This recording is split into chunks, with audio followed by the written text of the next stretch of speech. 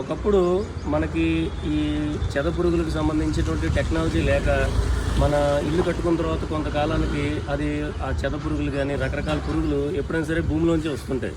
మనకు ఆ భూమిలోంచి వచ్చే ఇలా గోడల వారుగా అలా పాక్కుంటూ వచ్చి మన చెక్కను తినేయటం, అట్లా మన ఇంట్లో ప్రతి చోట టైల్స్ రకరకాల డ్యామేజెస్ చేస్తూ ఉంటాయి ఈ చెద పురుగులు అనేవి, ఈ పెస్ట్. అయితే వీటిని మనం నివారించడానికి అప్పట్లో మనకి టెక్నాలజీ లేదు, అందువల్ల చాలా ఇబ్బందులు పడుతూ వచ్చారు.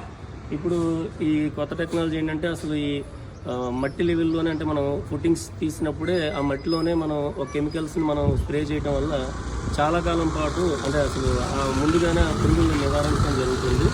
సో ఇది పైకి రావడానికి ఛాన్స్ ఉండదు, ఎందుకంటే ఇది ఇప్పుడు వీళ్ళు ఏదైతే కెమికల్ వేస్తున్నారో ఆ కెమికల్ స్ప్రే చేసినప్పుడు ఆ మట్టిలో అది అబ్జర్వ్ చేసుకుని అక్కడ మళ్ళీ ఈ పురుగులు అవి తయారవడం కానీ పుట్టడం కానీ పైకి రావడం కానీ జరగదు.